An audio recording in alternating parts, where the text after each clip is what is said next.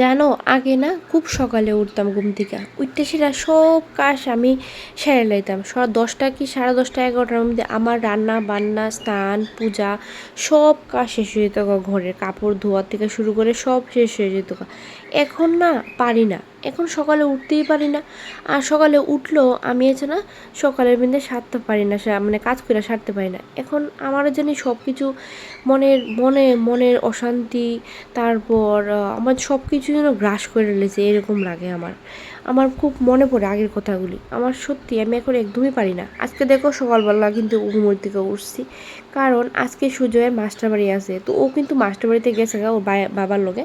আমি ঘরে একা, তো ঘরের এখন একা থাকলে আমার না কাজ করতে খুব ইচ্ছা করে। আমি যখন একা থাকি আমার কাজ করতে খুব ইচ্ছা করে, আর যখন ঘরে মানুষ থাকে আমার ঘরে একদম কাজ করতে ইচ্ছা করে না। ইচ্ছা করে সব কাজ ফালায় তার লোক শুধু গল্প করি। তো যেহেতু একা মানে সব কাজ যা যা আছে সব আমি টুকিটা সেরে লেতেছি।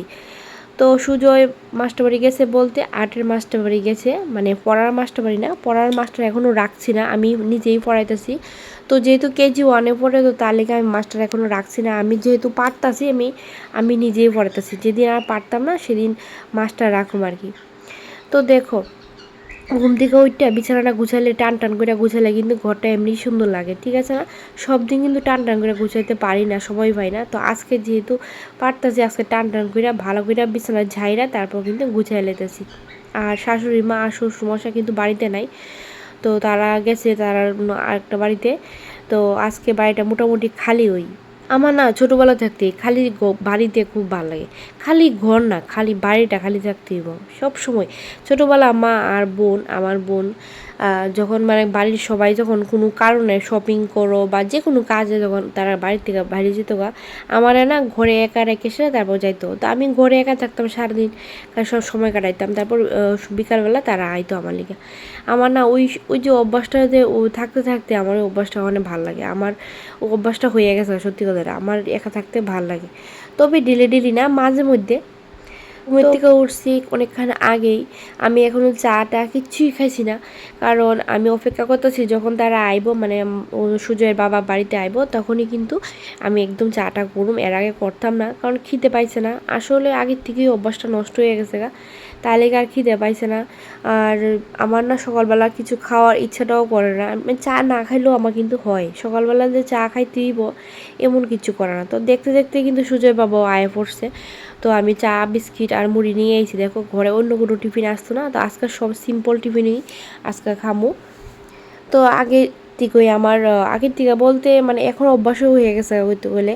আসলে একটা কথা কি জানো, আগে না বিয়ার পরে আমার সকালবেলা ওই টিফিন খাইতে খুব ইচ্ছা করতো, কিছু না কিছু মানে টিফিন খাইতে হইব, খুব কষ্ট হইতো। কিন্তু ঘরে কিছু রাখতো না শাশুড়ি মা, আর কিছু চাইলেও দিত না। তো আমি হরলিক্স খাইতে পছন্দ করতাম, যদিও আমার মা এই বোতলটা কিনে দিত, কিন্তু উনি খাইতে দিত না। আমার হরলিক্স খেলে উনি প্রচণ্ড বকাবকি করতেন। তো আমারে না খাইয়েই থাকতাম। বেশি খিদা লাগলে একটা ব্রিটানিয়া বিস্কুট খাই, 1 কাপ চা বইরা আর একটা ব্রিটানিয়া বিস্কুট তাই আমার দিয়ে দিত। আমি তো চা খাই অভ্যাস নাই, আমার চা খাইতে ভালোও লাগতো না। তো কি করুম, ওখানে চা না খাইলে আমারে সবাই কেমন নজর জানি দেখতো, মানে আমি চা খাই না। তো এই লিগা চা আর 2টা ব্রিটানিয়া বিস্কুট খাইতাম। তার 2টার বেশি ব্রিটানিয়া বিস্কুট নিতেও পারতাম না, কারণ পছন্দ করতো না। তো ওই সময় থেকে মানে খালি পেটে থাকতে থাকতে এখন আর সকালে আসে না, ইচ্ছাটাই নষ্ট হয়ে গেছে। আসলে একটা কথা আছে না, মানে সহ্য করতে করতে অভ্যাসে সব কিছু পরিণত হয়ে যায়। তো আমারও ঠিক এরকমই, সহ্য করতে করতে মানে অভ্যাসে পরিণত হয়ে গেছে। এখন চাইলেও কিন্তু সামনে খাবার আছে, আমি কিন্তু নিজের মতো করে খাইতে পারি, কিন্তু আমি পারি না এখন খাইতে, ওই যে অভ্যাস।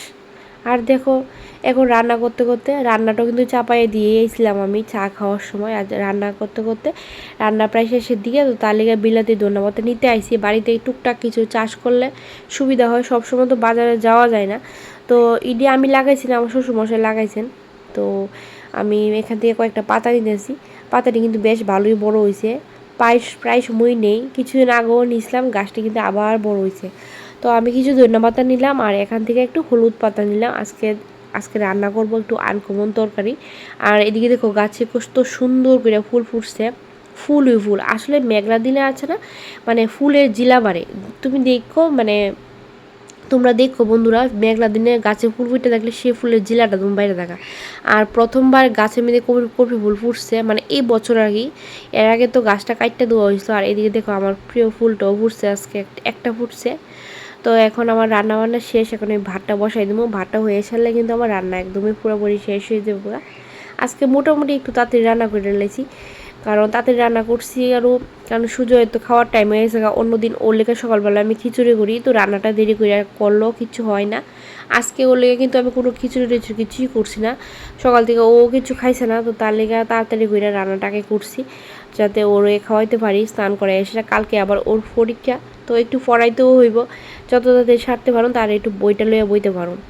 বন্ধুরা, আমি নতুন নতুন ব্লগ বানাইতেছি এই চ্যানেলটার মধ্যে, আমি জানি না কেমন লাগে তোমরা, আমি আশা করি ভালো লাগবো। আর যদি কোনো ভুল ত্রুটি হয়ে থাকে আমার কমেন্ট প্লিজ জানাই দিও যে এই জিনিসটা ভালো লাগে না, এই জিনিসটা একটু চেঞ্জ করতে। আমি অবশ্যই এটা রাখার চেষ্টা করবো তোমরার কথা। তো দেখো দেখো আমি কিন্তু ব্লগ এডিটও ভালো করে করতে পারি না, তো মোটামুটি যতটুকু পারি আমি কিন্তু ব্লগ মানে ভিডিওটা এডিট করে তোমরা দেখানোর চেষ্টা করি। আর সারাদিন যা যা করি আমি আরও অনেক কিছু বেটার করে ভিডিও করার চেষ্টা করুন। তো আজকাল লেখা ব্লগটা এই দুটোকে বন্ধুরা, ভালো থাকো, সুস্থ থাকো।